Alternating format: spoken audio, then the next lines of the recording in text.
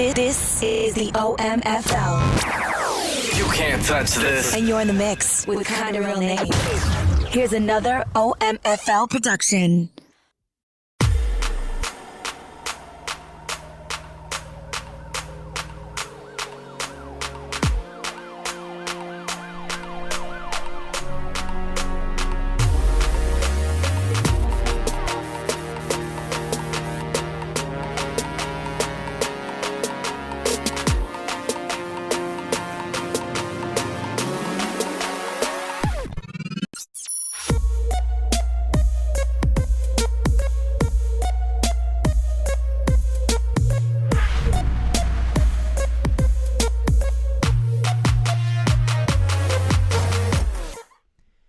Welcome, everybody, to Press Pass Live, your weekly podcast show for the OMFL. Thank you so much for tuning in with us today as we talk Madden 19 CFM, called the OMFL, the Online Madden Football League. I am your host, the founder, the commish, the guru, Kinda Real Nate, and as always, I got one of my buddies with me. The other buddy is working nights, and so he is busy off at work, but we got Mr. Maniac with us.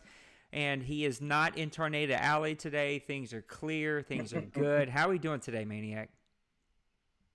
Oh, I'm having just a spectacular day. Been outside doing a little lawn work and just enjoying the nice day. But here I am on Press Pass Live getting ready to talk about the OMFL. Yeah, it is. It's a beautiful day here, too. Getting a little rain right now, but yesterday was really, really yucky. And what a better way to spend a Friday afternoon than to do this. So I'm excited. I want to jump into it. I got a busy weekend. I'm going to be traveling, and so we couldn't do this on our normal kind of Saturday morning. And it was a good thing because Dwayne was working, and you're going to be off doing soccer and all that other fun stuff that you have as a responsibility. So what a better chance to jump in and get it done right now, and let's talk some OMFL. We even got to do a game with commentary. I was by myself, but it was still a ton of fun yesterday. So make sure you go check that out. I hope that you guys enjoy it. We were supposed to spend 5 good minutes with our buddy Bloop, who is the commissioner of the TFL, the Football League. Very creative name there from the TFL. But Bloop is a super awesome, amazing dude. But he wasn't going to be able to join us until much later. And so sadly, we couldn't have him. So I started to search. I started looking for another owner that could come and could join us. And guess what? I struck out. So guess what we're going to do? We're going to spend 5 good minutes. I don't even know what that is. That's not even a word. That's minutes. I don't know. You got to... I don't even have any excuse for that. So instead, what we're going to do is we're going to spend some time with Mr. Maniac. That's right. Maniac is going to have an impromptu little interview right here. And we're even going to try some new stuff like little soundboard. I don't know. Oh, that didn't work, did it? That's not. There we go. So, an impromptu. He wasn't ready for this. He didn't prepare for this. No. We're going to see how this goes. But, Mr. Maniac, let's talk about your Chiefs, who are in pretty good standing right now. I mean, they're in really good shape as a team. I think we're sitting at, what are we? 5-2. That's right, 5-2. You're ahead of the AFC West, which has been kind of a lot of talk in the boardroom lately about the AFC West. It seems that there may be a few FPR issues there hanging around the AFC West. But your Chiefs are at 5-2. Now, you took them 2 seasons ago now, had to kind of rebuild them to fit your style. How do we feel? Where are we with our team? You were on the draft show with me. You seem to have a really good, steady draft, a good offseason. Your team's off to a fast start here at 5-2. What has been the turnaround to success, and what do you feel you are with your team? Well, I mean, there's obviously things that I would still like to improve. But the biggest thing was when I came in, you were lacking any kind of stability on the offensive line. I think there was one starter that was like in the 80s. The rest of them were mid 70s. I think there was even a couple that were high 60s, and just their ratings, their pass block ratings and stuff just did not fit with what I consider the Chiefs with Mahomes being a solid quarterback, even in this Madden before he got his rating bump from what he's done in real life, and I just thought that that didn't reflect what he was capable of doing in the OMFL, and so that's where it all began, building up the hog mollies. I have given up two first round picks to actually uh, achieve some of that, and I've also drafted a couple.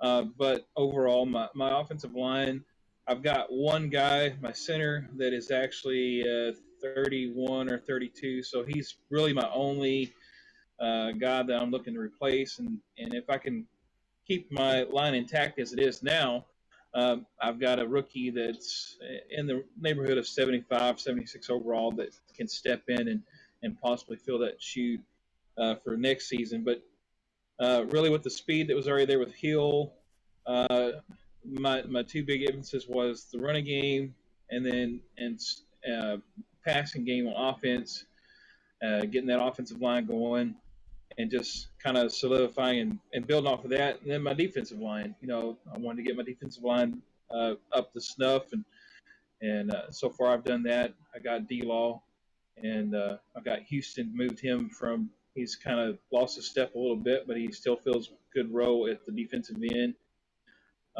from the outside linebacker to defensive end, and we still got Jones in the middle on the defensive line, but slow and steady, and just trying to get the team built up through the draft. That's where it happens. So what's the team missing? Like, where's the area that you kind of worry the most about? Like, what do you still think that you need to see from this team? As we're at the halfway mark here, week 9 of season 84. What are you still needing to see from your team?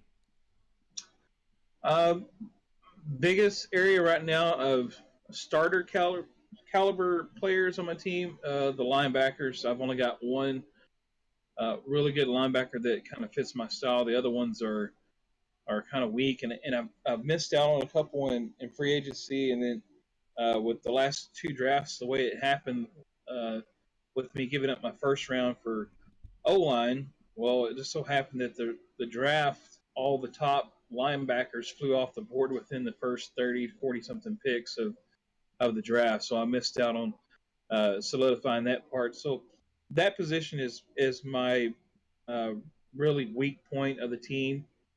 The guys have done decent for what I do, but I think for me to take the next step with that defensive front, I think linebacker, and then the other uh, is just depth on wide receiver.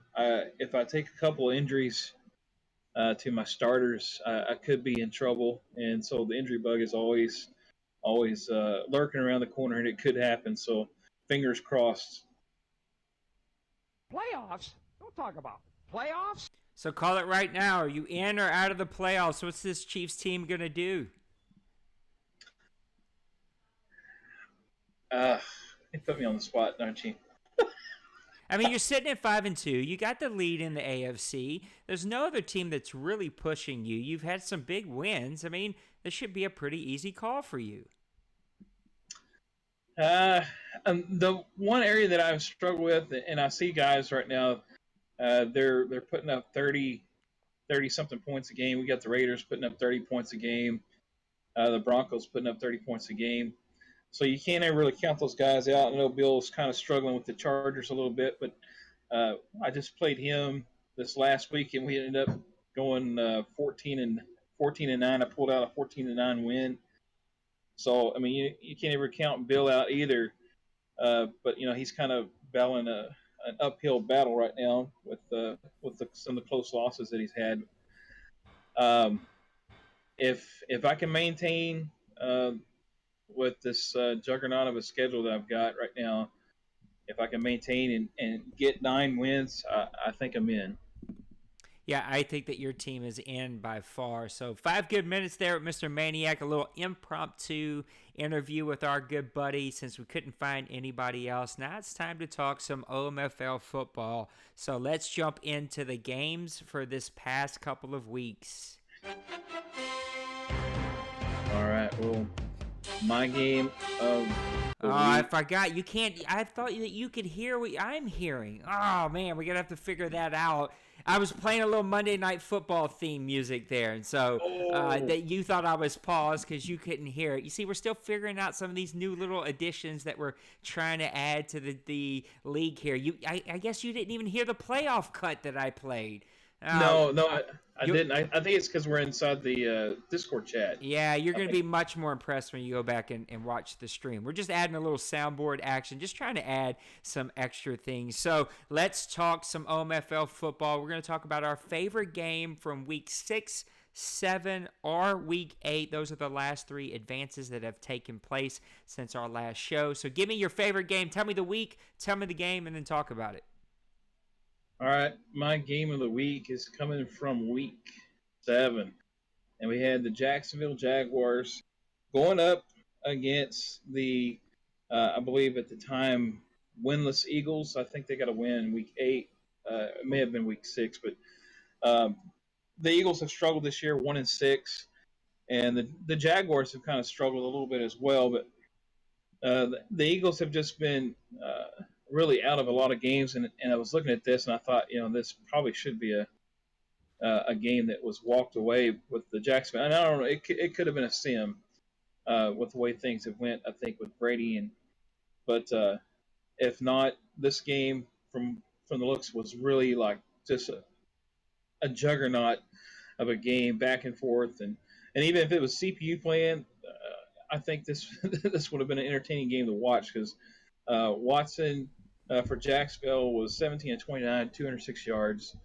He didn't have any touchdowns, 1 interception, but he was pretty efficient, keeping the chains moving. Uh, Banks, he only had 5 carries but 25 yards, but he had 2 touchdowns, so he was efficient inside the red zone area. And what the big plays came from D. Westbrook, and I don't know if this was maybe a halfback toss, possibly. Maybe it was a little bit of shenanigans going on, but he had 5 receptions, 62 yards, and a touchdown. And I guess that touchdown pass was not from Watson. And let's see, Smith was leading the way on defense with 5 tackles, 1 interception.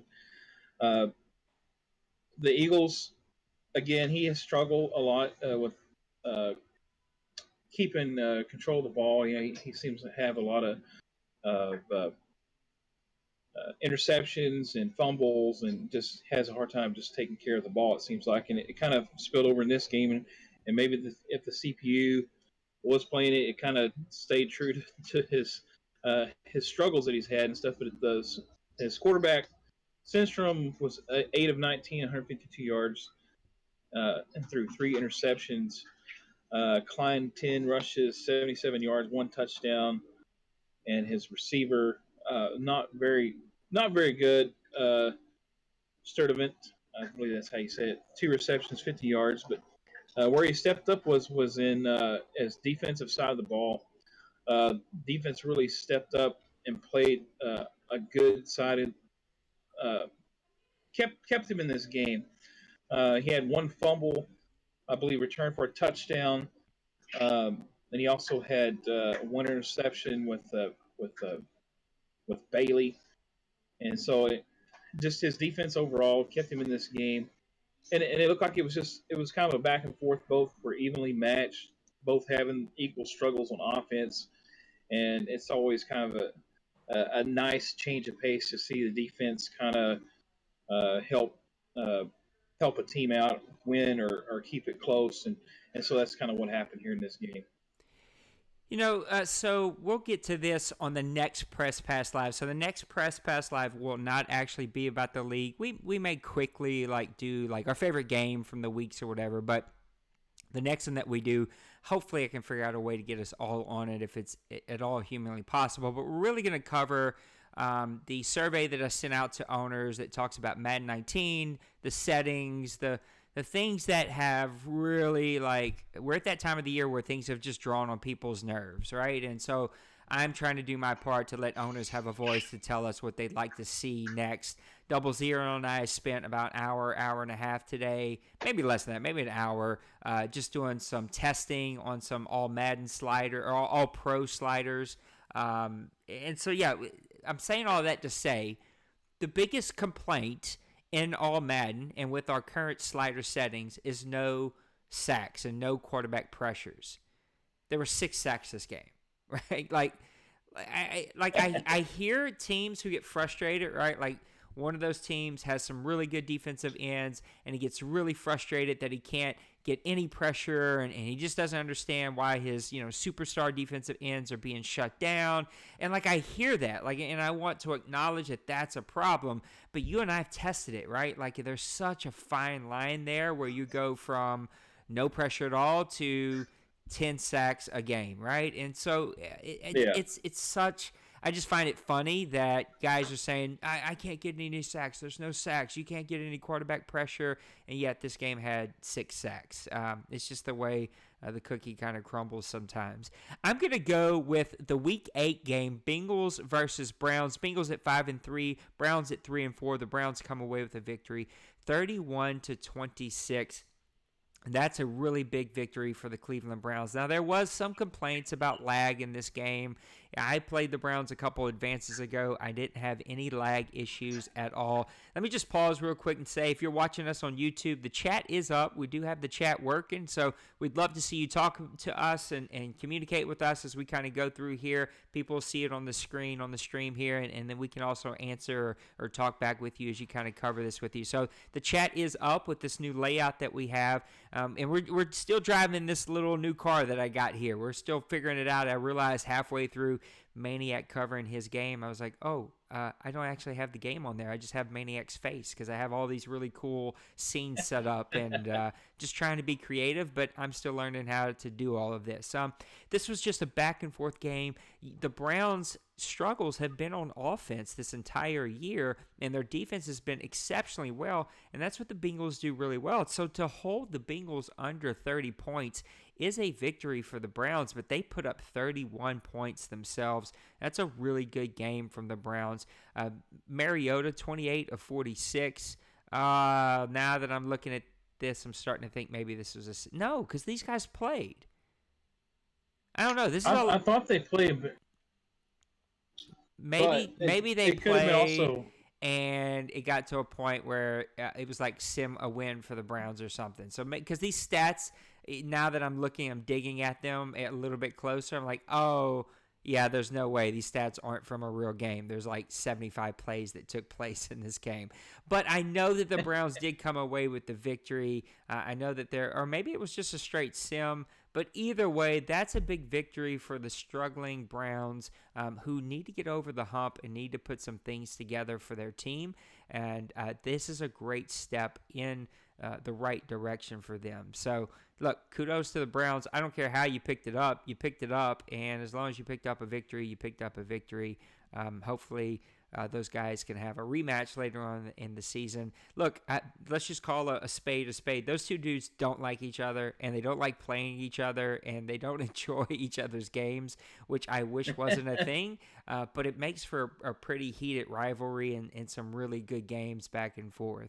Now we're going to kind of transition to our next subject here, and I want to talk about the NFC West that's sitting over here, which is an interesting division, a conference, not conference, division. I'm going to find the words that I'm looking for. Let's play a little clip right here.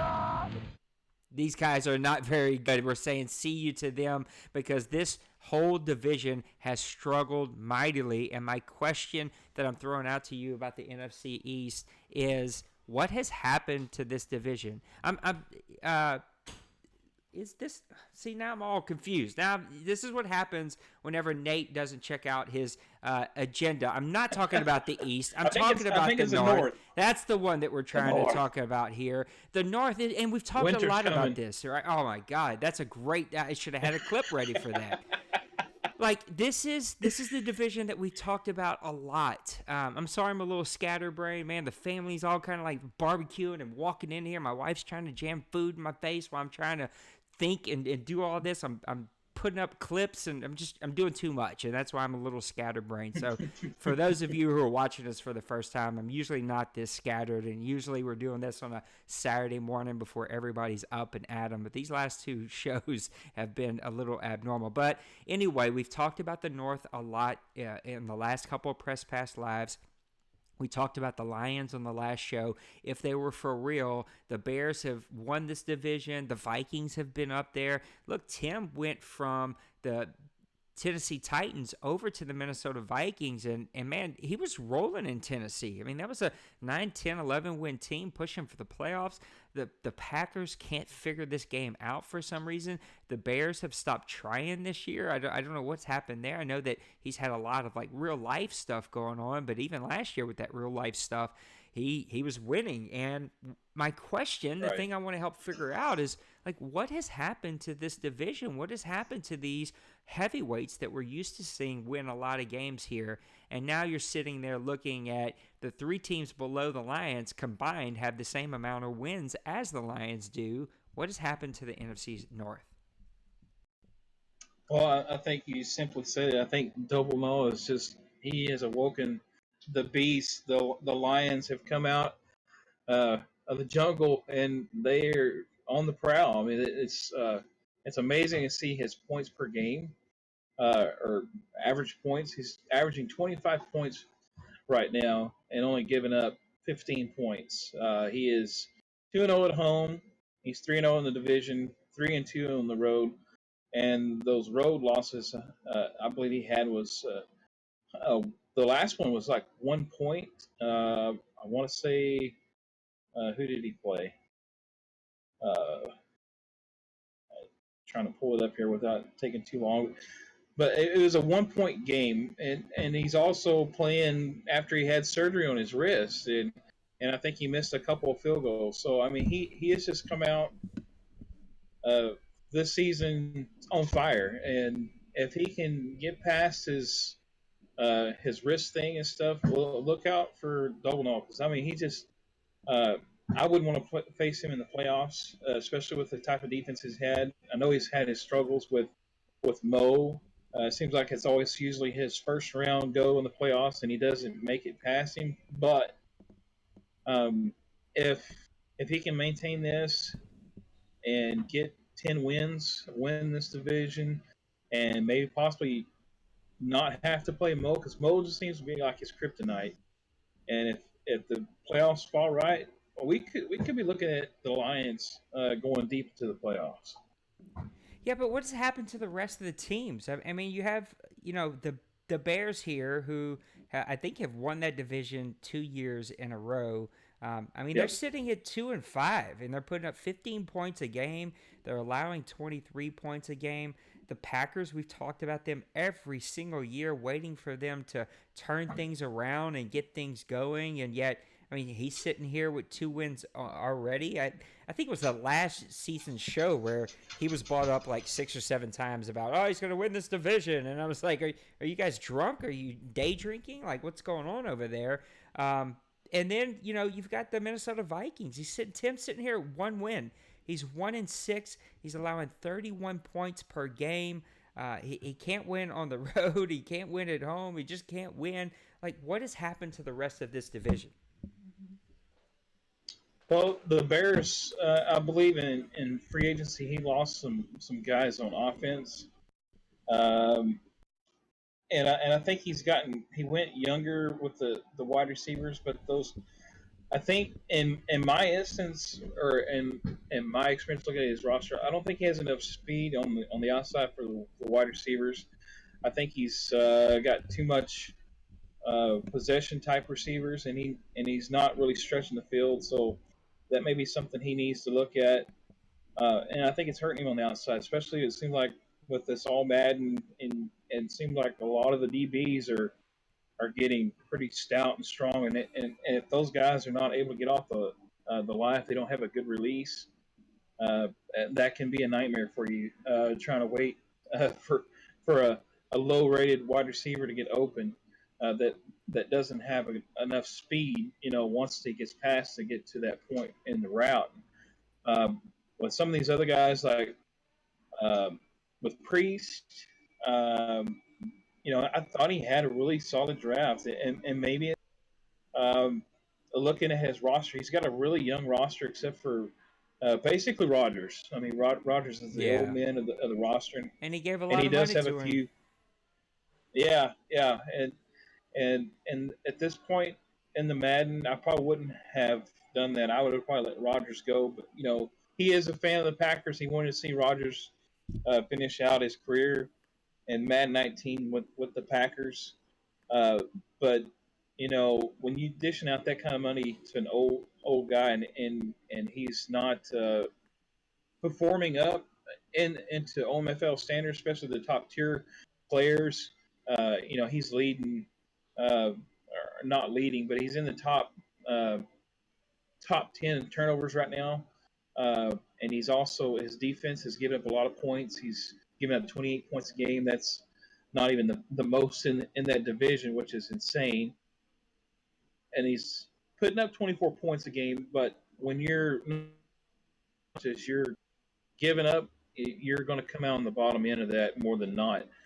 And then the Vikings, Tim, like you said, and with the Titans, he was the toast of the South. I mean, he was uh, putting in work. He was almost uh, right on Dwayne's heels there with the Colts, year in, year out in the seasons, and then he goes to the Vikings, and he just it's fell apart on him. And I think a lot of it has to do with the quarterback style. Um, Winston, I think, fits his style better, and he went over to the Vikings with a young quarterback stud that just doesn't have those type Yeah. of attributes that Winston had gotten with the Titans.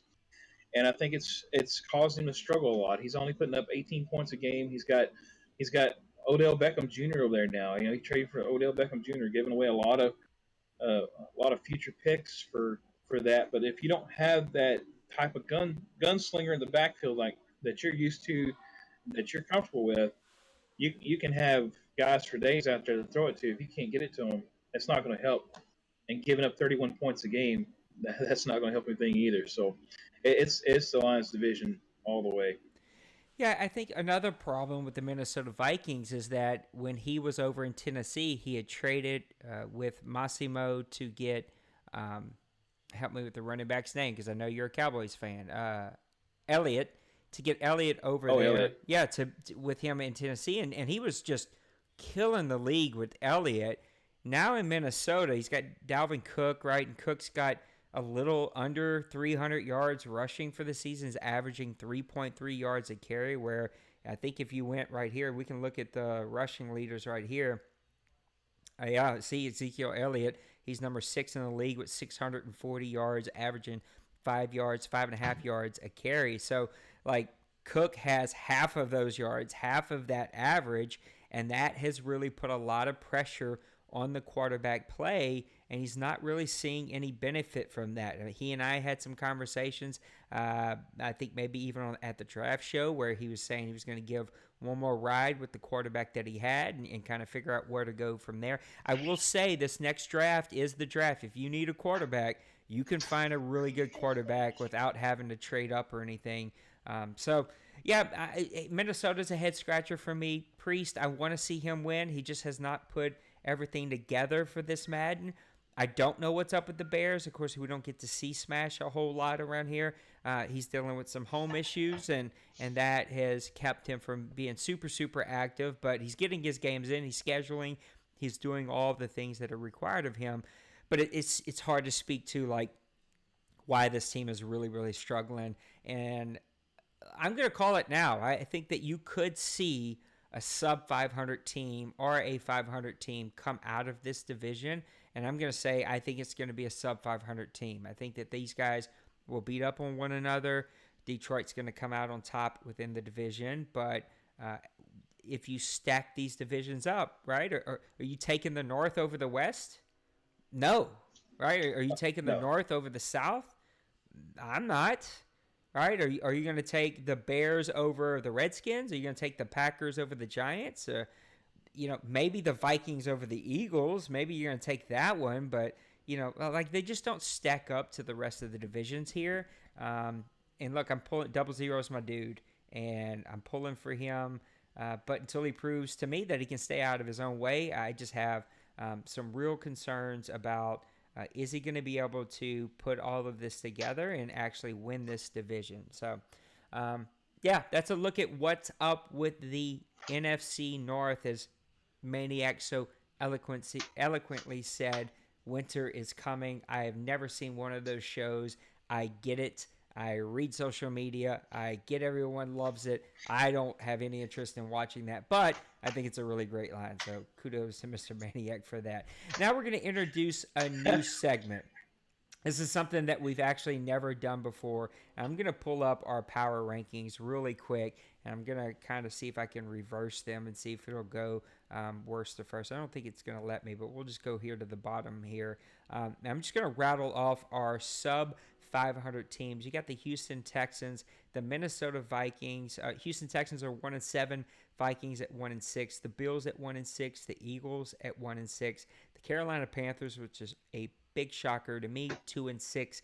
The Chargers at 2-6, another shocker. The Packers at 2-5. The Redskins at 2-5. The Buccaneers at 2-5. The Bears at 2-5. The Giants at 3-5. The Patriots at 3-6.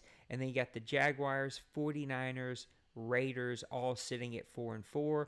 And then you up above them, you've got the Rams at 3-4, the Browns at 3-4, the Broncos at 4-4. You got the Jets at 4-4, and I think that's going to do it for all of our either 500 or sub 500 teams. So we're calling this segment Pick 'em and Fix 'em. I'm going to throw this over to my buddy Maniac. Pick a sub 500 team. If they're 500 or above, you can't pick them, but a sub 500 team, I want you to pick that team, and then I want you to fix them. What is their problem? What do they need to do to be above 500?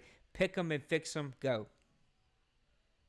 All right. Well, there's a lot of teams that could be chosen here, but I'm gonna go with one of my old teams that I played with back in Madden 17, the Philadelphia Eagles. Right now they're 80 overall. They're 1-6 record. Um, he has a very good, solid defense. I mean, we're talking about 11th, 22 in points, 8 in yards, giving up 4th passing yards. He is a little bit weak on the rushing defense. I think he did trade away Cox, but his offense is a problem. 32nd in points, 32nd in yards, 32nd in passing, 29th in rushing yards. He cannot get anything going. Excuse me. This ain't on the golf. Offensive side. Yeah, but he's had some really good games. I mean, he's played tight on a lot of games and stuff, but his offensive uh, output has just been just abysmal. And looking at his roster, his offensive line to me looks a little weak. And if I'm taking over this team, all of a sudden I get choked up. My old team, I guess, all the memories. But no, looking at the roster, the first thing I come in and I'm going to be looking at, and again, it's kind of the same mentality I did with the Chiefs. You got to fix the offensive line. If you don't have time to pass, you don't have time. If you don't have any lanes to run in, it's just gonna. You're asking for a long and dreadful season. And we're talking about he's got one. He's actually got 2 stars that are actually over 83 overall. He's got 83 overall guard, and then an 83 or 86 overall right tackle. But he's got a lot of young guys, and I have to applaud him for that. But there is a couple that's already getting 20, 25, 26-year-old players on that offensive line that it's kind of it's in Madden terms and in Madden age, they're already getting to the point they're getting a little long in the tooth. And do you want to be training a 73 overall guy that's 26, 27 years old and trying to put that much effort into building him up, or do you get a guy that's somewhere, maybe if he's, I mean, we're talking about this guy's 20, for instance, BJ uh, Olsen, left tackle. He's 26. He's quick development, but he's 75. If I'm this, I'm looking at possibly moving this guy, and I'm getting, and it depends on how many seasons we got left to go and things. But the first thing you need to do is offensive line. Because like I said, if you can't run, if you don't have running lanes, no passing, blocking and stuff, it's just going to be for a long, long season. And like I said, if a 26, 27-year-old guy is on that line, yeah, he may be quick. But if you're not really putting in a lot of effort into training those guys and stuff, to me, it's a waste of a space. I'm going with the young guy. I'm training him up. I'm dumping in all my training into him the best I can, as much as I can, and I'm building from the ground up and getting these guys. Sometimes you may have a guy that's playing left guard and he's a little bit better than your left tackle on passing. Make the adjustments, move him out there. Don't be just set with leaving him at left tackle and suffering, through a season giving up 20 sacks in a season just because well he's supposed to be a left tackle. Hey, guys in the NFL, I've seen it happen time and time again where if they struggle, they'll move them inside, and bump out a guy to the left tackle that's got more blocking experience in the passing game, because you just don't want to hang your quarterback out to dry. And to me, that's one of the biggest areas with this team that I would change, because that's where it all starts, and that's where his struggles are happening right Yeah. here with the rushing yards, passing yards. Uh, and if you're putting your defense in that kind of situation time and time again, you're not sustaining drives. It's going to be hard to win. And for him to even be uh, as close in the games that he has been and stuff, I have to applaud him. He's played some good ball, but it's just not correlating with that team. And I think if he would make some of those moves like that, uh, maybe look for the Eagles to step up, and make that next step. Yeah, Alpha, thanks for joining the chat, buddy, and giving us a watch. Alpha's been a big help in trying to help us get our stuff out there. Our partnership with Mr. Soden and Soden Bowl. I keep saying Soden, but I'm trying to untrain myself. Look, I guess I got to ask a question, though. When I think about this team, and yes, the offensive line needs some work, the defense needs some work, but the two areas that I just question when we're talking about a last place offense is Joseph Centrum. This guy's 23 years old, 82 overall, 80 awareness, 91 throwing power, 89 short, 89 medium, 89 deep, 80 throwing on the run, 84 play action. I mean, this guy's got all the skills. He's got everything that you would He's a want beast. from a quarterback. And then you look at his running backs, right? Klein, who's averaging 5.5 yards a carry, but yet he's only got 75 carries on this season. I mean, this guy can run pretty well. He's got 90 speed, 75 catch, 74 catch in traffic. So he's really that dual threat guy that can come out of that backfield. A little low in the awareness and the overall, but he's got some playmaking ability.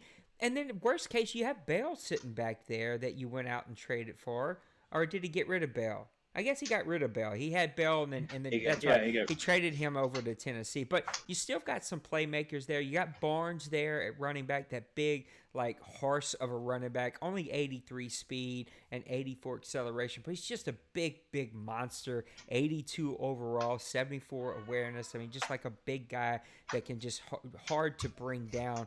I mean, there are some playmakers on this team that you can really build around, and it doesn't speak to why his offense is sitting in last place. It's just not. It's not what I would expect to see from a team that has at least a quarterback that's this good. Yeah, yeah. I mean, he's a beast. He's, like you say, he's got all the attributes. I look at the sacks, and again, I don't know if it's coverage sacks or whatever. He's had several games that he's given up 2 sacks. within that game, and that's not too bad. I can't see the first few weeks in the season, but when you're under pressure, and that don't even include the under pressure, because a lot of guys, if you get rid of the ball, uh, if you get rid of it in time, it's not going to count as a sack. But Madden don't count pressures and stuff, and pressure is a big thing with this Madden because I don't know if you guys have your controller set to vibrate. Some guys turn it off, but maybe I should because sometimes it distracts me. But Oh, I don't I'll, know how you play with that on. I actually like to have it because it does indicate to me when the offensive line is starting to fail, so I can actually look downfield and keep my eyes downfield looking for an open pass. And but sometimes it is distracting because I mean you hike the ball, you drop back, and it's like and you're going like, oh my gosh, what's going on, because uh, the quicker or the closer they get to you, the more the vibration is, and you're fixing to get stomped into the ground and stuff. But pressure to me is a big thing because it also affects the the attributes of accuracy. Uh, and then if you're scrambling, if they don't have good accuracy on the run, it can affect a lot of things and stuff. And maybe it's just a thing with the owner. Maybe the playbook that he has doesn't fit his style with this team. So maybe you need to if that's the case, look into changing the playbook up a little bit. Don't rehaul the whole thing over. If you don't, maybe in the middle of the season, but you can start implementing a few new plays here and there, trying them out. Especially if you're 1-6. I mean, by God, you got nothing to lose here.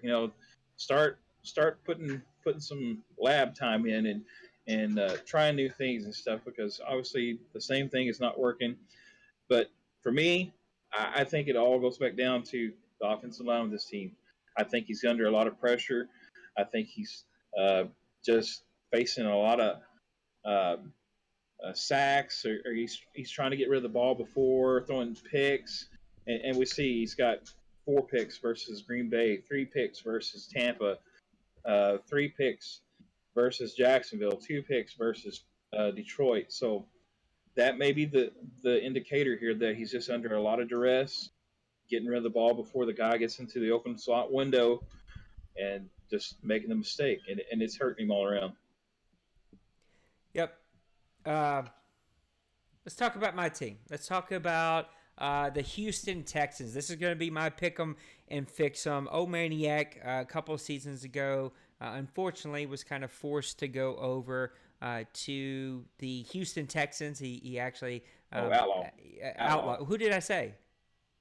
Maniac. I said Maniac. It's because I was looking at your name and trying to read the chat and doing everything. This is a tough day for me. I guess I need a drink. I don't even drink, but I need a drink today. But yeah, You need a new offensive line. You're under pressure. I'm under way too much pressure. Let's talk about Mr. Outlaw, who went over to the Houston Texans. Now, look, he really had built a winner over in Chicago and really had started to build that team to fit his style.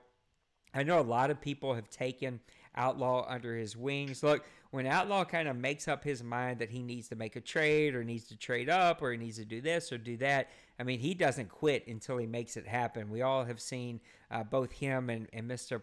Puerto Rican Nipple drive us insane with some of their trade requests that they're trying to do. But when I look at this team, they're really not a bad team. And they're not that far off from where Maniac needs them to be. Now they're sitting at 1-7. Clearly, you are what your record says that you are. But I've got to look at what does he need to do to really repair this team, fix this team, and get it to fit what he's used to playing. And I got to look at the defense. I mean, his defense is only giving up 23 points per game, which is 12th in the league. That's not terrible, but if you look at some of the big numbers, I mean, he's given up over 100 yards rushing per game. That's 16th in the league. He's given up 242 yards passing in the league. That's 32nd. It's probably the only thing that the Eagles aren't dead last in. And then he's given up 346 1.8 yards total per game. That's going to be tough to win football games. And when you're a Maniac, when you're a team that's known for the defensive side of the ball, then you've got to figure that out pretty quickly. I mean, he's got some playmakers still. This team, the defensive line got old quick. He kind of had to rebuild them and reshuffle some people around, but he's got some playmakers there. Flowers is still there, still able to make plays. I'm not sure if he plays a 4-3 or a 3-4. This team is definitely still set up to be a 3-4, but look, you got Ellis Vaughn, I think, which he got out of a draft here recently, if not the last draft, 23 years old, 87 overall. This guy's got 97 strength, could quite possibly be the best young defensive tackle in the league. You still have Clowney over there. Clowney's 29 now, but he's 95 overall. Still has that great speed and power to come off of the edge. Like, you've got to, like, just with those three guys, if you're running a 3-4, you've got a great defense already there. And that's not to talk about DJ Reader, who's 84 overall. Morgan, who's only 25, 78 overall with 87 strength. He's definitely got some playmakers there. And then if you look at the linebackers, he's lacking some athleticism. When Maniac had his Bears really rolling, pushing for playoffs and in playoff contention, it was because his team had athleticism, God bless you, at the linebacker position, and he doesn't quite have that athleticism here. I think he's tried to do a lot of this through the draft. That's going to be tough to make happen. The draft doesn't give us these really, really great, super athletic linebackers that you normally would see, that you would think you would see, and not like the Bears, right? What the Bears had out of the box with some of their really great players with Mack and the rookie, the NFL rookie, whose name is slipping my brain, but like they had some athleticism. Really, the guy that you have here that has the most athleticism is going to be Yukamada, or however you say his name, but he's 26 years old. He's only 76 overall. He's only got 67 awareness. He's got the speed and that kind of thing, but he really lacks in a lot of other areas. And then your other guys are just slow. I mean, his best rated linebacker is going to be Zach Cunningham, 85 overall. He's still a really good player, 81 awareness, 83 speed. Now, that's a guy that you can begin to build around, 82 tackle, but there's not really a whole lot there outside of the linebacker. So, number one, I would start with the linebacker. You've got a great defensive line. I would start trying to get some more athleticism at the linebacker position, some higher overall guys that I can plug and play there. Because when you even, let's look at their defensive backfield here, you've got a couple of young guys who can run and can make plays. Rogers, who was just drafted this last draft, 6'2", 21 years old, already 82 overall, 65 awareness, but you can work on that. The guy can run like fast lightning, a 95 speed.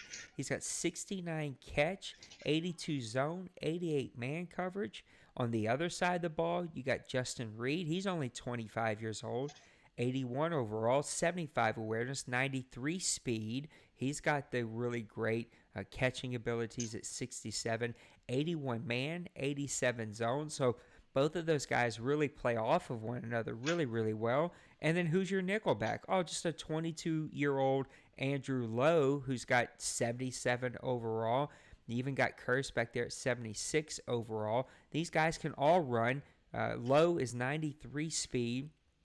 He's got 70 awareness, but if you look over here at his man in zone, 82 and 81. I mean, you've got three young stud cornerbacks that can run with the wind. You've got a great defensive line. He's invested a lot into his safeties. He's got 5 free safeties and 3 strong safeties. That's a little weird to have, especially when you lack athleticism at the linebacker spot.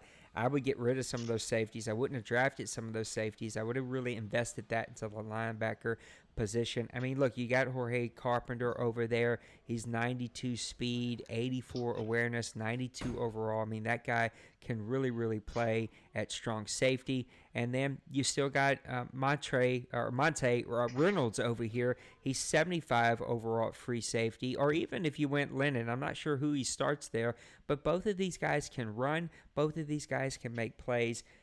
and you've got some youth there. So he's not far from where he needs to be. I would definitely invest into the linebacker position. I would definitely really try to build around that core of that defensive line and that young core of the defensive backfield, because you've got some pieces there. On offense, you got Deshaun Watson. I mean, he's a player. You've got Eckler at halfback. I mean, he's 82 overall at 27 years old. You got Yeldon, who can still make plays. I mean, you've got playmakers, right? At receiver, you still got Hopkins and Fuller. Gordon's still making plays for him. So you've got the key core pieces. I mean, I didn't even break down the offense because he's middle of the pack, which isn't terrible. But look, his offensive line isn't very good. That's another area I would immediately begin to invest in. You got to get some playmakers there. The key core spots: offensive line, linebacker, immediately need improving if the Houston Texans are going to turn some things around immediately. That's where Outlaw needs to begin to spend his money. Yeah, I agree with you there. Looking over this roster as you were talking and stuff, and I would be tempted. I don't know what he's running. I don't know if he's running 4-3. Kind of figure that's what he's running. Uh, He needs to be Outlaw, running a was looking. 3-4. I know he doesn't Yeah, have the athleticism at linebacker, but you've got those three stud defensive linemen, right? They're going to go make plays, and they're going to free up maybe some of these little bit of a lower rated linebackers that they have to go into range and make some plays for him. yeah. I go 3-4, and I even bump Clowney back out to outside linebacker, Yeah. rushing from the outside because he's got speed and he's got agility. And if I'm not mistaken, he's already pretty highly rated with zone coverage. So I mean, it's not like spectacular, but it's not any worse than what he has right now. So you get those big Raider, Vaughn, uh, and then he's also got Flowers and stuff. So I mean, Yep. those three guys right there can man up that three-man technique with a 3-4. You put Clowney on the outside, and you got some of these other linebackers that he's got. Uh, put those numbers with the extra linebackers, since they're a little bit weak. Get the extra linebacker on the field and move Clowney out there and stuff. I think he would see an improvement right off the bat with that move. Nope, I cannot argue with that at all. I think he's definitely got some key pieces there. His team should be better than a one-win team. I know that he himself thinks that he can't get out of his own way. He's just struggling, but there's definitely some pieces there that he can build on. I want to thank everybody for tuning in to the stream. I see Bloops in there. Dakota's hanging out. Poor Dakota. We miss having you on the show, bud, but we know that you got to work, got to make that money. Alpha, thanks again for being with us. And now it's that time of the show where we're going to go look at some owner submitted questions. It does look like we have a few of them, so let's hop over there and talk about them. Of course, our buddy Outlaw, he is never short on throwing out some of questions. Actually, that was his question for last week, and so Dakota, I want to call him Dakota, but his name's Dwayne. His real name is Dakota, though. It's all confusing.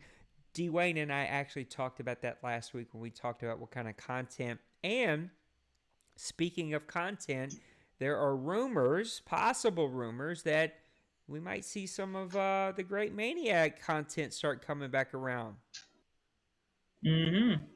Yeah, I finally got my laptop back and Photoshop going on. So finally going to have opportunity to get back into doing some of my stuff. And I just got Anchor all set back up today also, so maybe look for some Tony Bono. I miss Tony Bono. He was one of my favorite segments that we always had on here. And so any chance that we can bring that back, it would be really great. Here's the two questions that Priest have. We'll take them one at a time here. He said, let's talk rookies. Who is standing out and who is a bust? I think it might be a little early to start calling bust on some of our rookie friends, but definitely let's talk about who's standing out. So what rookies to you are already standing out this season? Well, let me see if I can pull this up here. So uh, I was not Not even thinking about any of the rookies. No, neither was I. And that's what we get for not checking out our questions. But I kind of like winging it a little bit. And while you're looking it up, I've got it on the screen here, and we can I'll talk about it. I'll give it my first ones here. I'll take the first shot while you get an opportunity to look. Look, there were a lot of quarterbacks that kind of went this draft. Some we knew were going to be a work in progress. Others found some players, including myself, late in that draft that really, had some potential.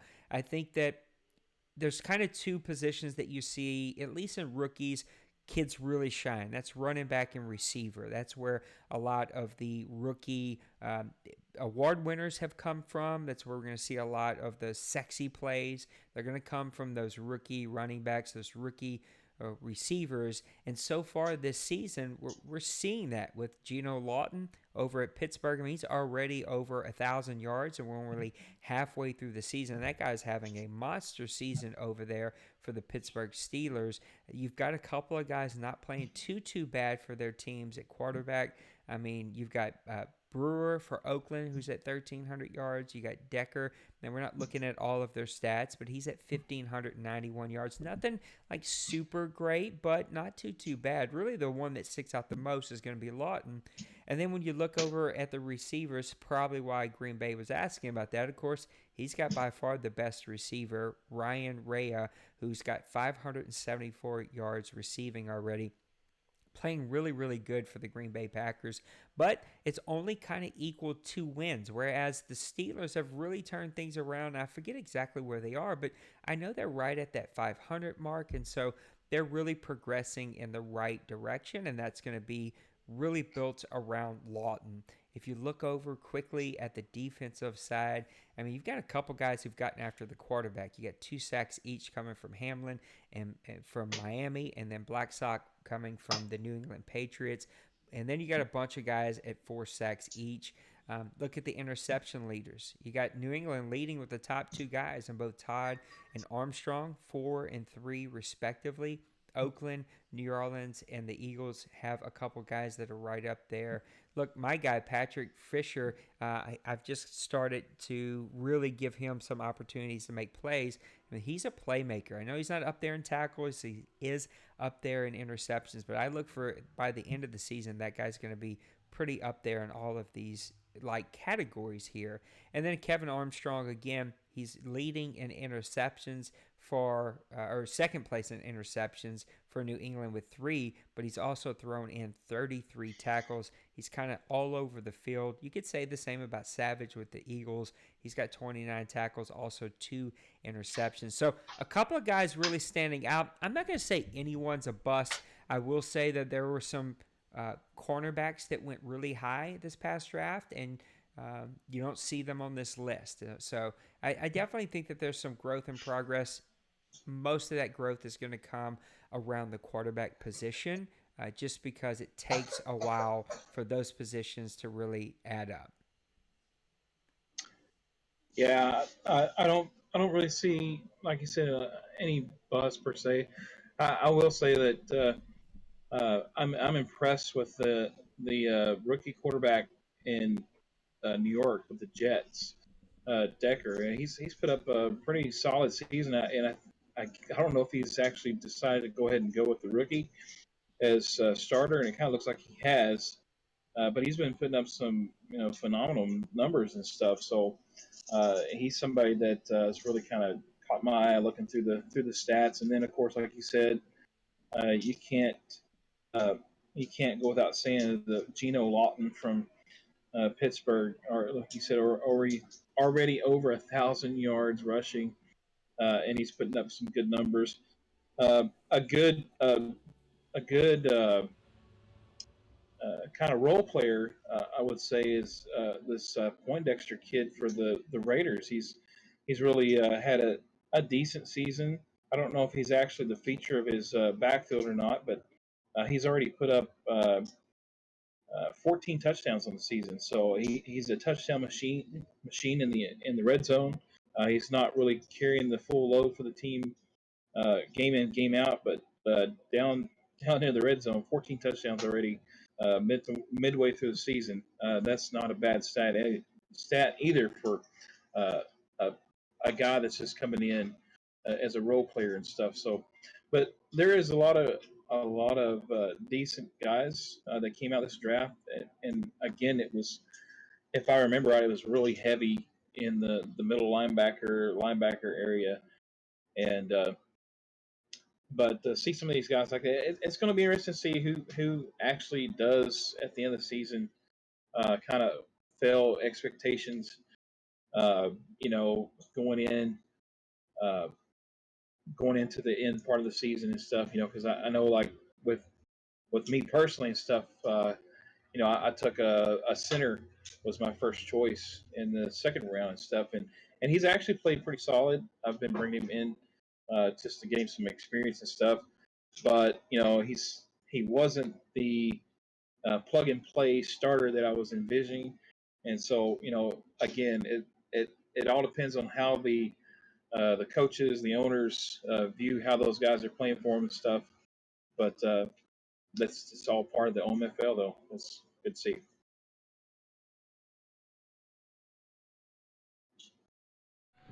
Not again.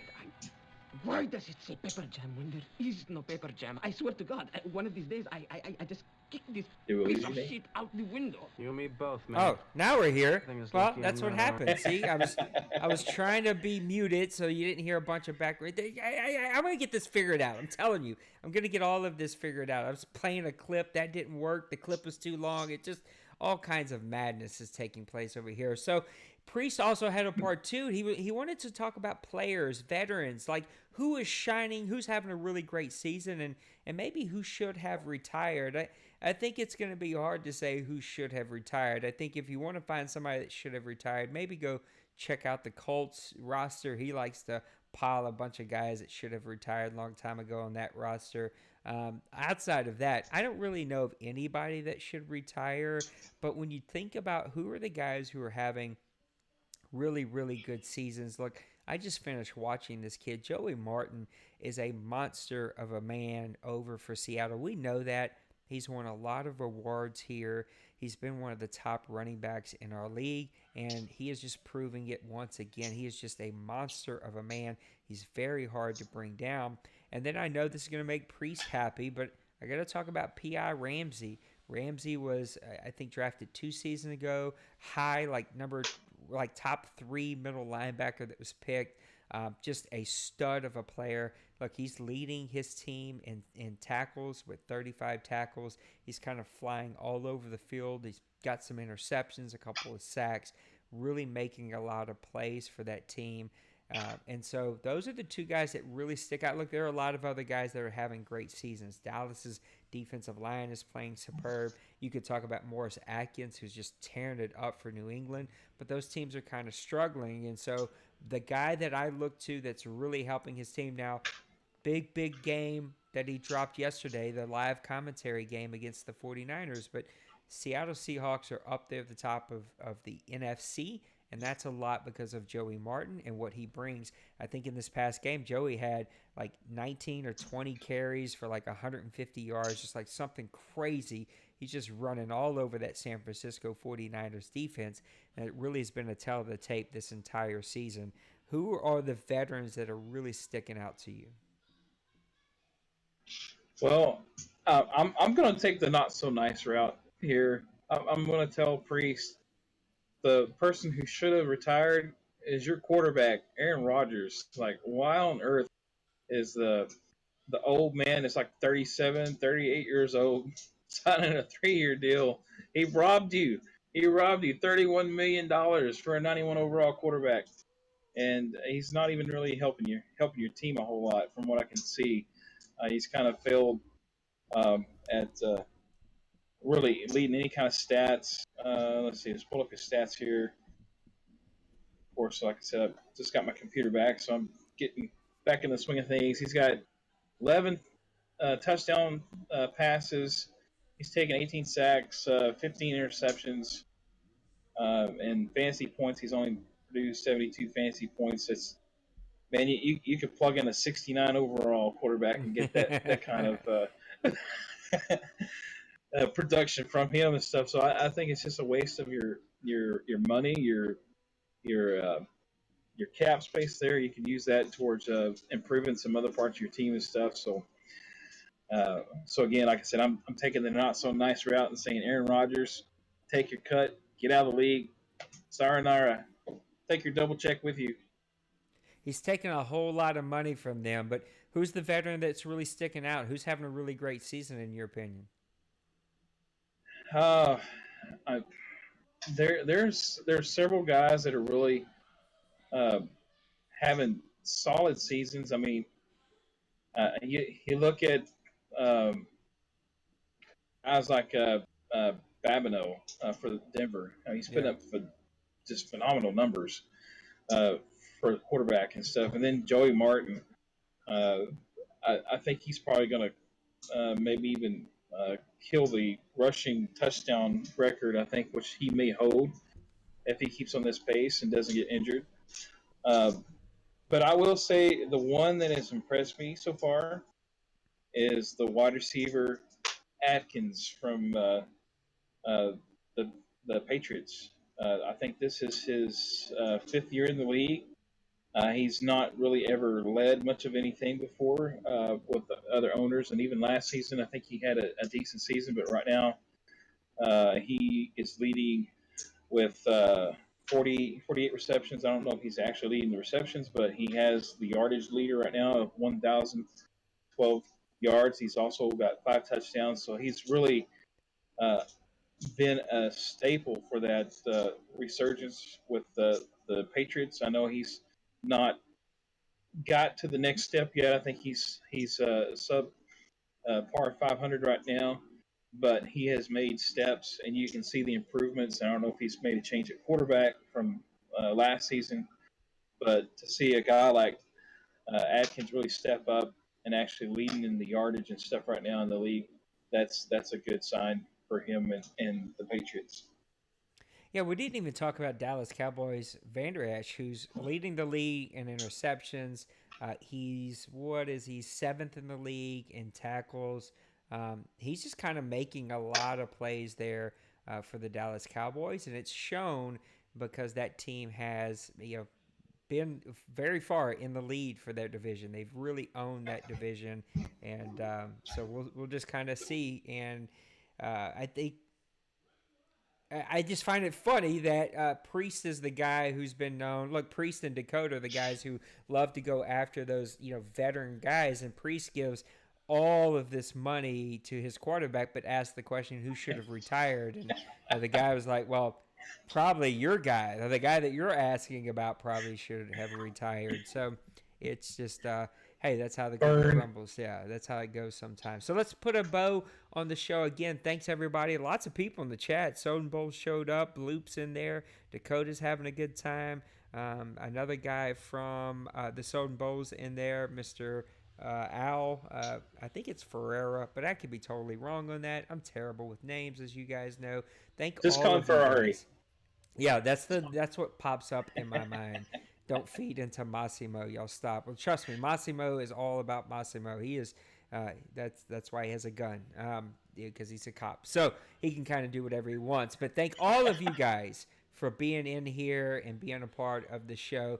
That's kind of bring us to a close with our owners submitted questions and our topics that we wanted to cover. So let's put a bow in the show with our classic wrap it up rant.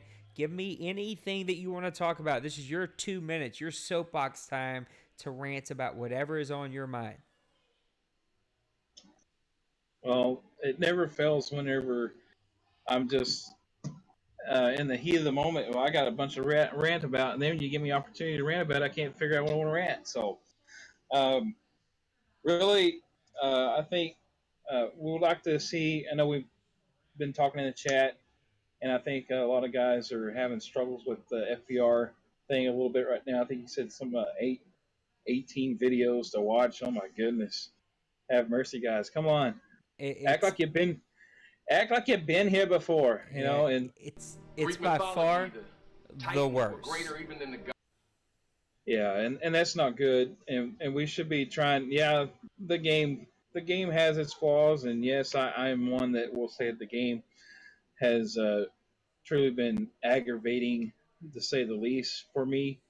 and stuff. But let's not compile that with a bunch of bad gameplay and things like that. Let's tighten it up. Let's finish strong for Madden 19 because hey, it's about all of us here. It's not about uh, the games and stuff like that. Yeah, we have fun with the games. You want to be competitive and stuff, but again, at the end of the day, take your leg, walk away from it, and just be ready to do something else, and let it go. But let's play OMFL football, and let's not play this sloppy stuff. So there's a clip here that I know you can't hear again, but the guys will be able to hear it. I can hear it. It's called Loser Horn, and that's going to play into my rant. And it's the horn that plays on Price is Right whenever you've lost the game and it's all over for you. That's going to pull into my rant. And my rant is right where you were, and that's going to be all about FPR. This is my favorite thing about FPR. Why is I don't know why that wasn't working. Sorry, something went haywire real quick. But I said it in chat today. 18 video games have, or 18 games videos have to be watched. Owners, I've told this 2 seasons ago. I didn't hold people to it, but this season I am, and that's like making people watch their own film. And then my favorite. This is what I really want to rant about. This is my favorite thing to rant about, and that's for the guys who, when I go, because I've got some really good guys that help us do a lot of really, really great stuff here. But when those guys go and do all the homework and they go out and they, watch your video games, watch every single moment of your game, which is like an hour and a half to go and watch. They keep these spreadsheets of every single play that was ran. They look at the complaint. They watch for those very specific things. They give it to me in a sheet. And if it is something that I need to talk to you about, I reach out. I give you a picture of what the spreadsheet looked like. I'm like, here it is, black and white. I had one team that I had to have a conversation with today, and he ran 4% man defense in the first half. 4%. He called 1 or 2 man plays the entire first half of the game, and then had the audacity to get mad at me for talking to him about FPR. And that's what my rant is about. It's like, we have feedback forms for a reason, and this is so that we can help us all stay on the straight and the narrow, so to speak, about FPR. How dare an owner get frustrated with me when I'm showing you in black and white? I'm not coming to you with rumor or innuendo. I'm coming to you in black and white, showing you this was the issue. This is what we've seen. Here's what needs to be fixed. Let's fix it.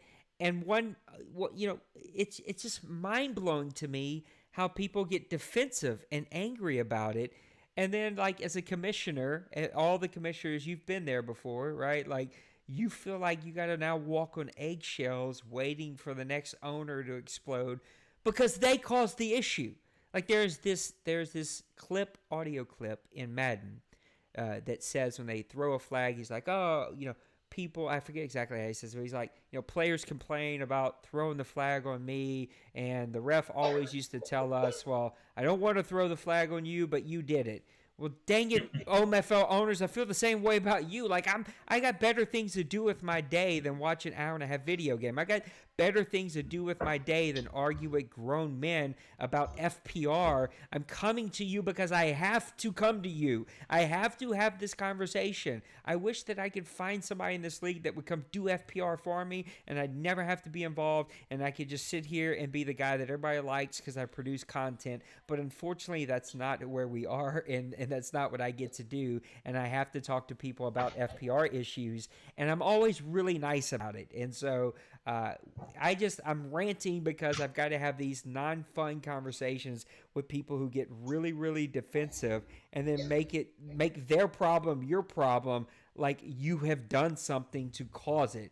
And it drives me a little insane the whole entire time. So Dakota, that did escalate kind of quickly. So it is what it is. Look, those conversations aren't fun for you. They sure the hell ain't fun for me. We just got to figure this out together, and we don't go booting people around here, but at the same time, like, I got to hold people accountable, and this is the way that we hold people accountable. So you know what's expected of you. We're asking for you to help us clean it up and stop with the stupid defensive stuff. So there's my over 2-minute rant. I took the time that Maniac left on the table to take from my rant. Let me tell you where you can go and find us, grownfolksoc.com. That's our website. Tons of really great content. The OMFL 2 has been spitting out tons of content. OMFL, pick it up, pick it up, pick it up. We talked about content last week, Dwayne and I, and you're getting blown out of the water with content. I'm going to try to do better on my end.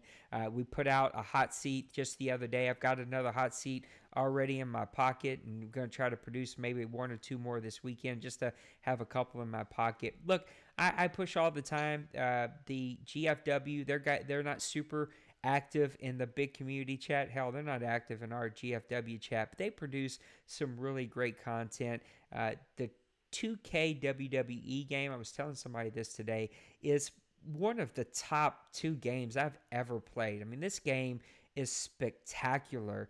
It gets overshadowed because it's a wrestling game, which is a really niche type of video game and probably a smaller group of people. But and it's been overshadowed by a lot of really great games that have come out this year. But this game is superb, which is why I've always wished that 2K would pick up NFL again, or at least, try to make a football game again, because, man, they do a lot right with the NBA game and with the WWE game. They just do so much really, really good.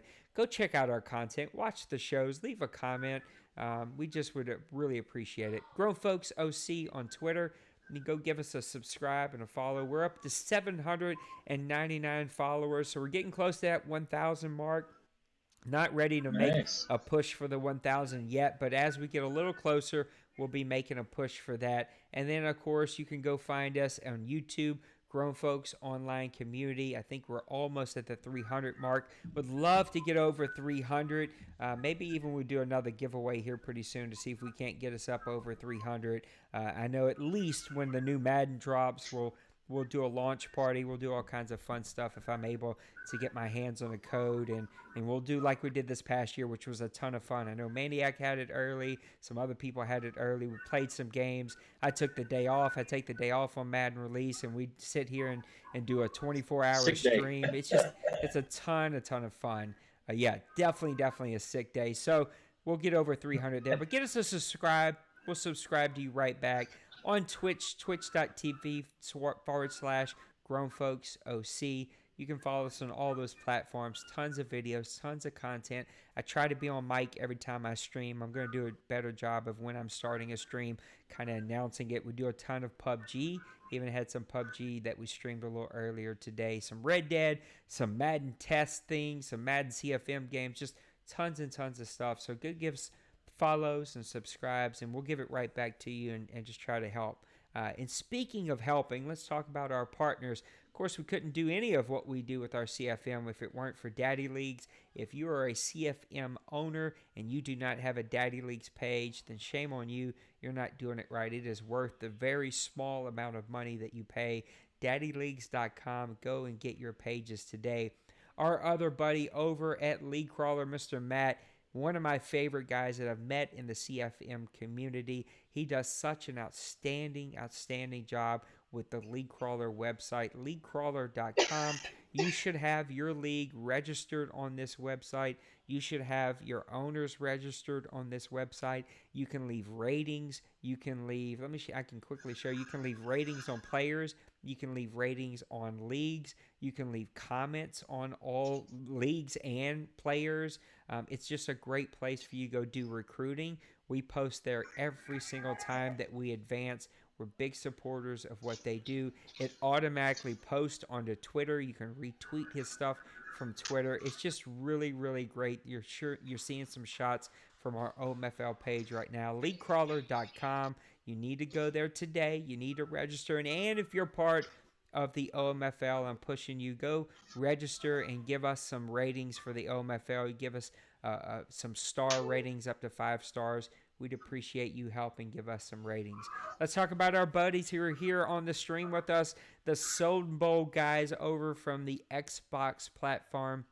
There are Xbox One partners. Anytime we get some buddies from Xbox, we send them over there. And of course, we try to help retweet and repost and watch and follow all of their stuff. I think that they just had a Soul Bowl just the other day. I could be wrong on that, but I think that happened just the other day. So go and watch their stuff, subscribe to their channels, follow them on Twitter. SoldenBowl.com is their website. Help us support our buddies over on Xbox. Really, really, really great guys. And just to kind of drop a little hint, you may see some stuff come out here really, really soon from the Soul Bowl guys and myself because we're going to produce a little bit of a sports talk show just to talk about general sports for our other buddies that we're going to talk about right now, Overtime Heroics. OvertimeHeroics.com. They've went from a forum to now an entire website, and we're going to try, like I said, Soul Bowl guys and I are going to try to start producing like a once a month or maybe twice a month, probably once a month, sports talk show where we just talk sports for an hour, hour and a half. And we're doing that for our buddies over at Overtime Heroics who are trying to get their podcast to grow.